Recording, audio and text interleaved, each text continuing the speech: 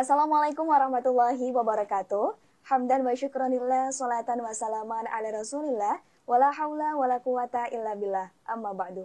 Halo pemirsa Aula TV, senang sekali rasanya saya Salsa bisa hadir menyapa Anda dalam program Aula Talk Series. Nah, di video kali ini kita bersama-sama akan membahas mengenai suatu tema yang sangat menarik untuk kita bahas, yakni terkait menghidupkan nilai Islam wasatiyah di era digital. Dan tentunya saya tidak sendiri di sini karena saya akan ditemani oleh narasumber kita pada hari ini. Beliau merupakan pengurus Asosiasi Penulis Peneliti Islam Nusantara LPNNU Jawa Timur dan juga merupakan seorang penulis buku. Langsung saja kita sapa beliau. Assalamualaikum Mas Ali. Waalaikumsalam Mbak Moderator. Sehat Mas Ali? Alhamdulillah sehat walafiat. Semoga diberi kesempatan lain kali bisa bermain di sini lagi, dan alhamdulillah saya berterima kasih kepada kru yang bertugas karena diberi kesempatan untuk bertatap muka dan belajar bersama di sini. Alhamdulillah, terima kasih kembali Mas Ali. Mas Ali berbicara mengenai disrupsi ya, dan juga Islam wasatiyah, yang mana kita ketahui bahwasannya kita sekarang hidup di tengah pesatnya perkembangan teknologi ya Mas. Kita bisa menemukan informasi itu sangat cepat. Bahkan ada istilah yang mana itu banjir informasi ya Mas ya. Iya, betul. Dalam satu sisi kita juga merupakan seorang muslim yang mana penting bagi kita untuk menjaga dan juga menghidupkan nilai Islam wasatiyah. Ya. Mungkin bisa dijelaskan Mas, bagaimana sih penjelasan ataupun konsep dari Islam wasatiyah itu sendiri Mas Ali? Oke. Sebenarnya pembahasan tentang Islam wasatiyah tersendiri pada dewasa ini merupakan hal yang digaungkan oleh beberapa elemen, baik itu organisasi keagamaan, NU sendiri termasuk Muhammadiyah, bahkan instansi pemerintah sendiri, layaknya Kementerian Agama yang menggaungkan isu moderasi beragama. Bagi kita kalangan muslim lebih dikenal sebagai Islam wasatiyah. Dalam artian sebagaimana dalam ayat Quran, Allah Subhanahu wa taala berfirman, "Wa kadzalika ja'alnakum ummatan wasatan." Nah, ini merupakan pijakan kita untuk memahami Islam wasatiyah itu seperti apa. Itu pertama. Yang kedua, menurut beberapa para ahli, Islam wasatiyah digambarkan sebagai jalan tengah. Dalam artian tidak ekstrim kanan, tidak ekstrim kiri. Seperti itu. Tidak konservatif dan juga tidak liberal. Dalam artian dalam satu rel jalan tengah untuk menuju pola beragama yang baik. Dalam artian mengedepankan toleransi, mengedepankan keadilan, dan mengedepankan kemaslahatan umat manusia. Ini merupakan pijakan awal untuk kita memahami Islam wasatiyah. Ibaratkan seperti ini. Islam wasatiyah, seseorang yang memegang prinsip Islam wasatiyah, ibaratkan seorang wasit dalam suatu lapangan. Ia tidak hanya bergerak satu di tengah-tengah, tapi bisa bersikap adil meskipun kesana kemari mengikuti jalannya permainan bola. Nah, ini sikap wasit yang harus adil, tidak harus condong membela tim kanan atau tim kiri. Nah, itu pijakan dasar untuk kita memahami bagaimana Islam wasatiyah itu sendiri. Pertama. Intinya netral gitu ya Mas ya, tidak condong kanan dan juga condong kiri. Nah, itu tadi terkait pengertian dari Islam wasatiyah. Kemudian kalau kita tarik, kita hubungkan dengan disrupsi sendiri, menurut Mas Ali bagaimana sih hubungan antara Islam wasatiyah tadi dengan disrupsi ini? Ya, sebenarnya konsep atau ajaran Islam wasatiyah itu sudah ada sejak zaman Nabi Muhammad SAW, bahwa sikap toleran, nilai-nilai kemanusiaan yang ditanamkan oleh Nabi Muhammad SAW itu sudah tertanam dari dulu, bahkan sudah diajarkan. Dan kita sebagai pewaris umat Muslim, terutama kalangan Nahdliyin maupun kalangan moderat lainnya Ormas Muhammadiyah dan sebagainya, itu harus mewarisi apa yang diajarkan oleh Nabi. Sebagaimana ketika di Madinah terbentuknya Piagam Madinah, bagaimana seorang Nabi Muhammad SAW, ia tetap mengayomi umat-umat agama lain di situ. Terlebih tetap merangkul mereka yang tidak mau masuk Islam. Ini merupakan fakta sejarah atau literatur sejarah yang perlu kita pahami dan perlu kita anak turunkan. Ini pertama. Yang kedua, Islam wasatiyah tidak harus jalan lurus di tengah. Tidak harus adil, tapi lebih kepada sikap. Bagaimana sikap yang dikedepankan adalah adil. Adil dalam artian tidak harus sama porsinya. Tapi adil bagaimana memposisikan keadilan sesuai dengan porsinya masing-masing. Dalam artian kalau kita tarik kepada sikap keberagamaan atau pola beragama itu bagaimana bersifat adil terhadap semua kalangan. Seperti itu. Untuk hubungannya dengan disrupsi sendiri, sekarang kita dihadapkan dengan pesatnya kemajuan teknologi. Iya, ini merupakan hal yang niscaya bagi kita. Perlu kita sadari.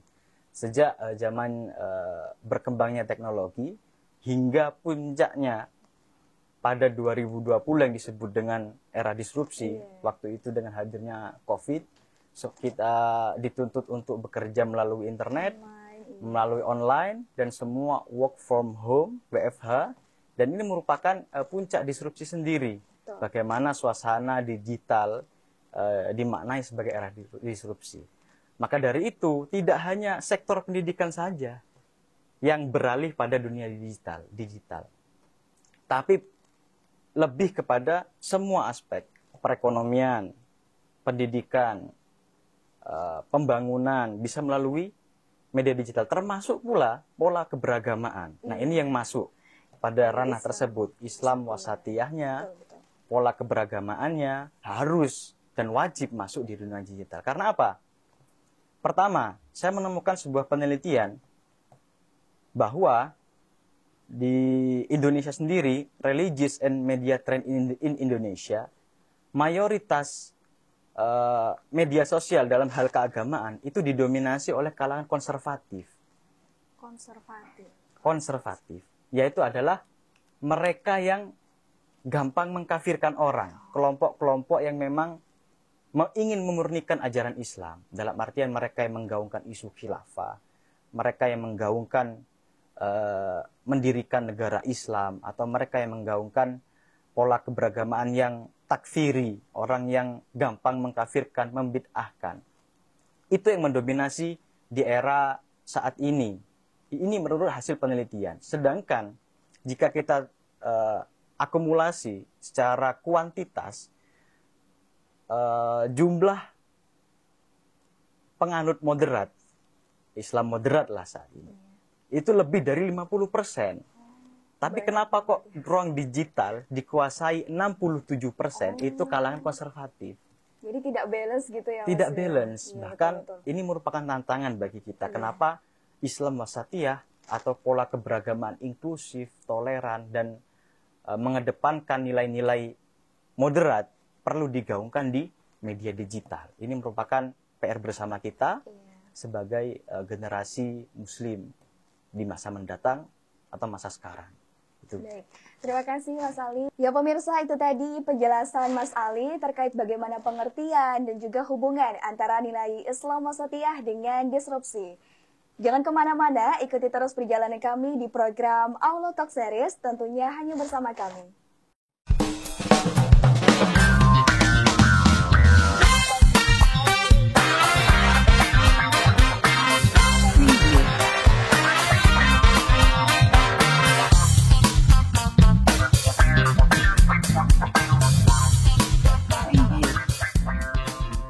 Pemirsa, masih bersama dalam program Aula Talk Series, tentunya masih bersama dengan narasumber kita pada hari ini, yakni Mas Ali Mursyid Azizi. Mas Ali lagi membahas tentang pengertian dan juga hubungan antara Islam wasatiyah dengan disrupsi. Itu sangat menarik ya Mas untuk kita kaji lagi-lagi. Nah, gak afdol nih Mas kalau kita tidak membahas terkait problematika yang terjadi antara Islam wasatiyah dan bagaimana hubungannya dengan disrupsi. Menurut Mas Ali sendiri, bagaimana sih Mas problematika yang sedang terjadi saat ini? Oke.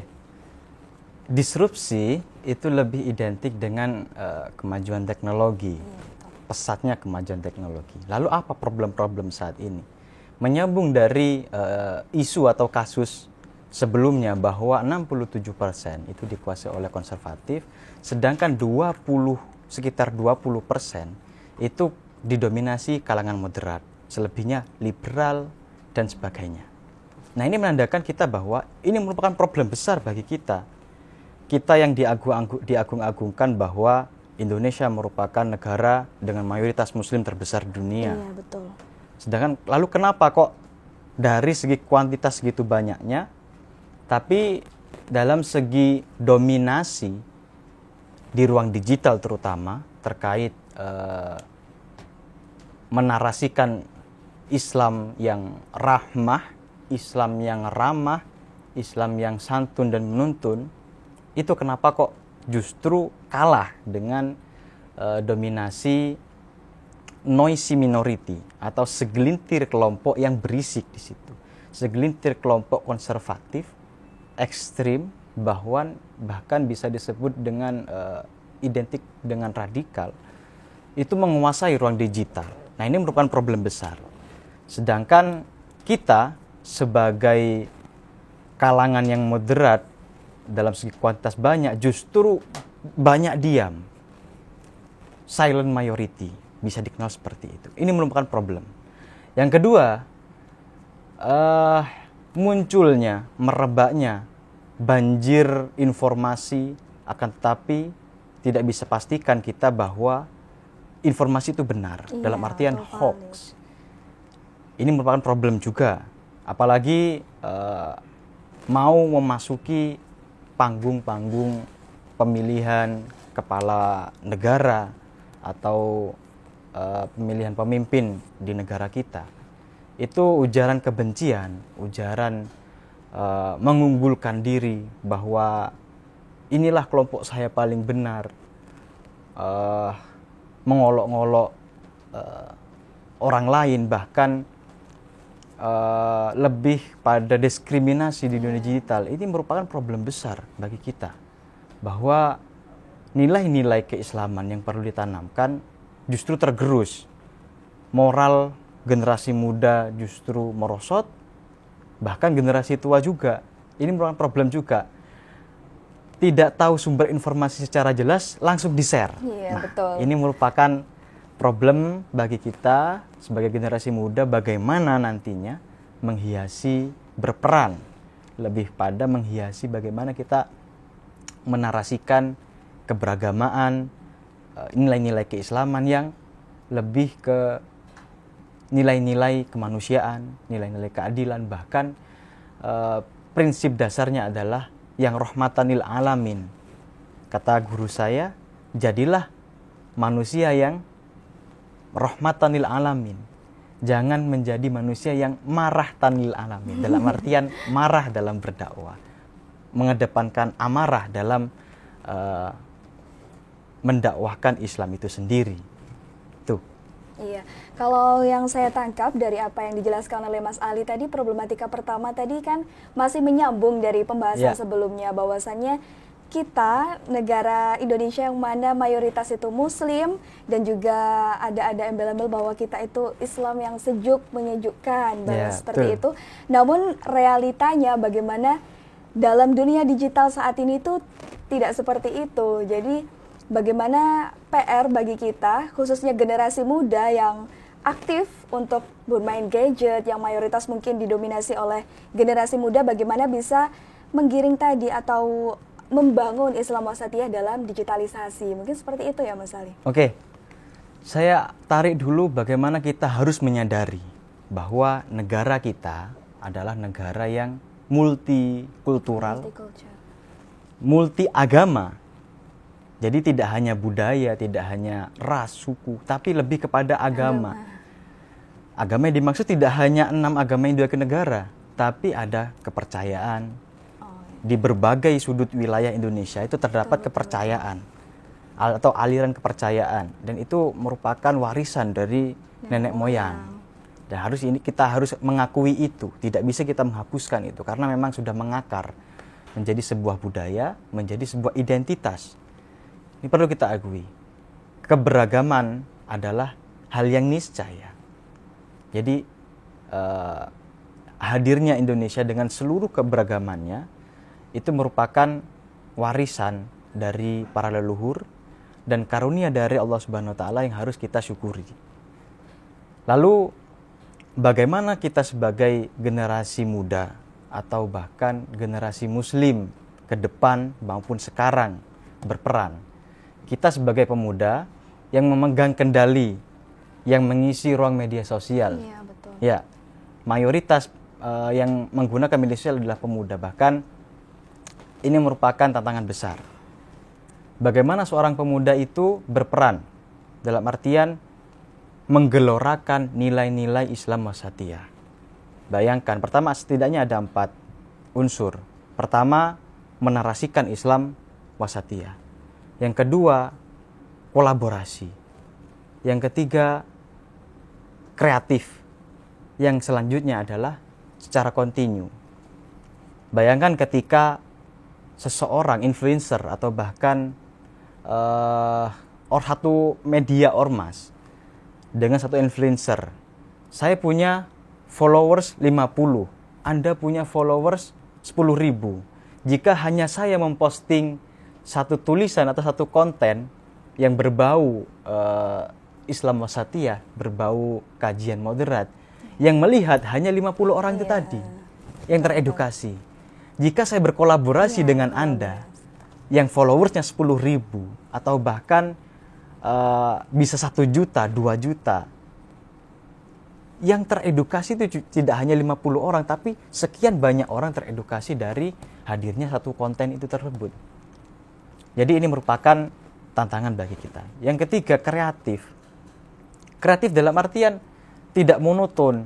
Sekarang kan orang yang dilihat kontennya bagus, bungkusnya bagus, dan isinya juga menarik. Ini merupakan daya pancing bagi netizen untuk melihat konten tersebut. Jadi unsur-unsur kreativitas harus dimunculkan di dalamnya. Dan terakhir adalah secara kontinu. Disebarluaskan secara kontinu, disebarluaskan secara terus-menerus. Ini merupakan strategi kita, merupakan upaya kita dalam setidaknya mengcounter, setidaknya menggeser dominasi kalangan konservatif di dunia digital. Itu. Betul-betul. Jadi mungkin kalau kita tarik kesimpulan bahwa negara kita kan merupakan negara yang bermacam-macam, beragam. Betul. Dan mungkin itu bisa menjadi nilai plus bahkan ya, yang bisa ditunjukkan kepada dunia. Dan PR kita sebagai generasi muda, bagaimana kita bisa berkolaborasi dan juga kreativitasnya harus tinggi untuk membuat konten-konten yang mungkin menarik dan juga terkait dengan Islam wasatiyah tadi. Jadi bagaimana konten terkait Islam wasatiyah itu bisa menarik dan juga bisa mendominasi mungkin di era digital saat ini. Gitu kan, Mas? Ya, betul. Ya pemirsa, itu tadi penjelasan terkait problematika yang sedang terjadi saat ini terkait Islam wasatiyah dan juga disrupsi. Jangan kemana-mana, nantikan terus perjalanan kami tentunya hanya di program Aula Talk Series.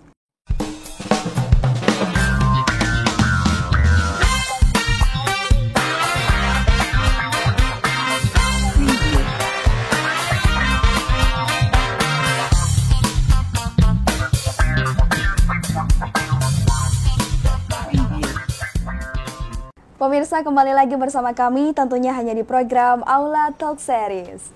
Mas Ali, kembali membahas terkait tadi ya Mas, pada segmen sebelumnya bagaimana problematika yang sedang terjadi. Nah, kalau kita sudah membahas terkait problem atau masalah, pasti harus ada solusi ya Mas Ali ya. Jadi di sini saya ingin bertanya sama Mas Ali, bagaimana sih solusinya bagi Gen Z ya, atau generasi milenial atau kita semua lah, untuk bisa mengisi ruang digital dengan nilai-nilai Islam wasatiyah? Oke, sebenarnya ini tidak berlaku pada hanya generasi Z saja, tapi semua kalangan yang memang berpaham, memegang prinsip Islam wasatiyah, mereka yang memegang prinsip berislam yang rahmatan lil alamin, mereka yang memegang prinsip Islam yang rahmah, Islam yang santun dan menuntun. Ini penting sekali. Jadi tidak hanya generasi Z, orang tua, tokoh-tokoh masyarakat yang berpengaruh, yang menjadikan beliau sebagai role model kita atau panutan kita semua, kiai-kiai, semua perlu bersinergi satu sama lain. Jadi solusinya banyak, potret solusi sebenarnya, tapi saya lebih kepada bagaimana kita saling bergandeng tangan, saling berkolaborasi satu sama lain. Dalam artian tidak ada henti-hentinya menarasikan, menggaungkan isu-isu Islam yang moderat, Islam yang bagaimana Islam yang diturunkan Allah Subhanahu wa taala kepada Nabi Muhammad sebagai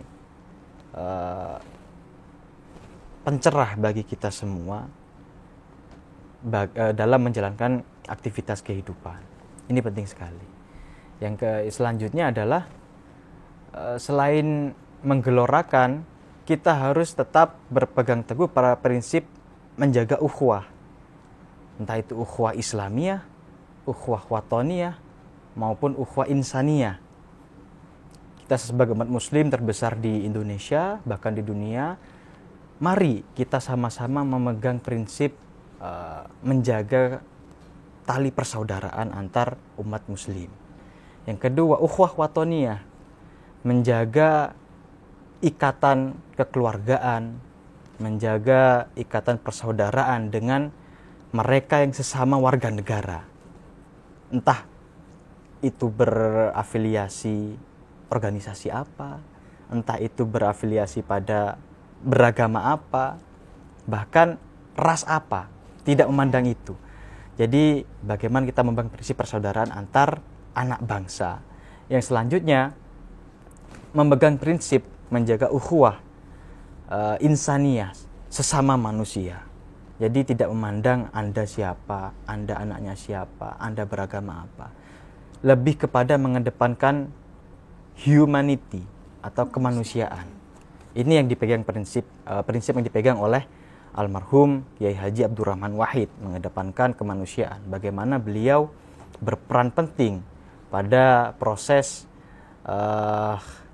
memanusiakan manusia. Ini yang dikenal sebagian besar umat muslim di Indonesia. Bahkan umat Kristen, umat agama lain pun mengakui bahwa Gus Dur adalah bapak bangsa, bapak kemanusiaan di Indonesia. Nah, ini yang selanjutnya adalah bagaimana kita sebagai generasi milenial, generasi Z, lebih peka, lebih kreatif, dan lebih inovatif terhadap bagaimana kita membungkus konten, membungkus isu, membungkus wacana Islam yang rahmatan lil alamin itu tadi bisa diminati orang. Itu tadi yang saling berkaitan dengan bagaimana sih Mas ketika tantangan sekarang yang begitu banyaknya bisa konten-konten yang kita layangkan itu bisa diminati oleh banyak orang. Ya salah satunya dengan apa? Bungkus yang baik.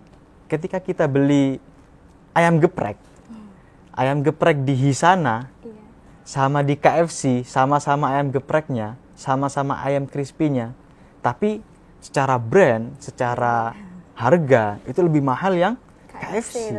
Tentunya seperti itu. Ini problem yang masih belum kita angkat selama ini. Dan saya harap ke depan, dan kita harapkan semua ke depan, bahwa semua elemen, baik tokoh masyarakat, influencer, generasi muda, terutama generasi muslim yang memang dituntut untuk beradaptasi dengan kemajuan zaman, ini mampu dan sangat mampu dan mau untuk mengembangkan, menarasikan, dan menggelorakan paham-paham yang berafiliasi atau berideologi yang wasatiyah itu tadi. Jadi memegang prinsip toleransi beragama, menyadari keberagamaan, menyadari perbedaan, dan menyadari bahwa kita makhluk Tuhan yang diciptakan untuk saling menebarkan kasih sayang kepada satu sama lain. Begitu. Iya, betul Mas. Jadi mungkin tidak hanya Gen Z ya, tetapi semua kalangan harus menggaungkan nilai-nilai Islam wasatiyah, entah itu di ruang media sosial atau mungkin bahkan juga dengan media cetak, dengan menulis buku atau Nah, itu penting kan sekali. Karena apa? Ada sebuah dawuh, kalau semisal Anda bukan anak seorang raja, kalau semisal Anda bukan anak seorang ulama atau kiai besar, maka menulislah. Karena apa? Tulisan akan abadi dan apa yang kita ucapkan akan hilang. Bisa saja saya sekarang masih ingat apa yang saya ucapkan. Mungkin nanti, besok, bahkan seterusnya bisa saja saya lupa. Ada sebuah kata-kata juga yang memang menjadi prinsip saya. Verba volan scripta manen. Yang ditulis akan abadi, yang diucap akan hilang atau menguap. Itu. Jadi pentingnya menarasikan dalam bentuk tulisan maupun konten-konten video tentang Islam yang rahmah, Islam yang memegang prinsip persaudaraan satu sama lain, yang memegang prinsip keadilan, memegang prinsip kesalingan, memegang prinsip menjaga ikatan kebangsaan, menghargai budaya. Itu sangat penting sekali bagi kita sebagai generasi muda. Siapa lagi kalau bukan kita yang memainkan peran kita sebagai generasi muslim di media sosial. Seperti itu. Iya. Ini menarik sekali Mas, apalagi sekarang kan banyak banget itu ya Mas, dari lewat tulisan tetapi bisa dikerjasamakan, dipublikasikan dan dikemas juga menjadi bentuk film gitu kan. Jadi saling antara intinya kita harus ya mengembangkan atau menggaungkan tadi Islam wasatiyah dengan berbagai cara, entah dengan tulisan atau media sosial gitu. Ya pemirsa, itu tadi pembahasan kami terkait bagaimana membangun Islam wasatiyah di era disrupsi. Terima kasih banyak Mas Ali atas kesempatan dan waktunya. Semoga kita bisa berjumpa lagi ya Mas. Amin. Di lain kesempatan. Amin. Ya pemirsa, saya Salsabila mewakili kerabat kerja yang bertugas mengucapkan terima kasih dan jangan lupa saksikan terus program Aula Talk Series. Wassalamualaikum warahmatullahi wabarakatuh.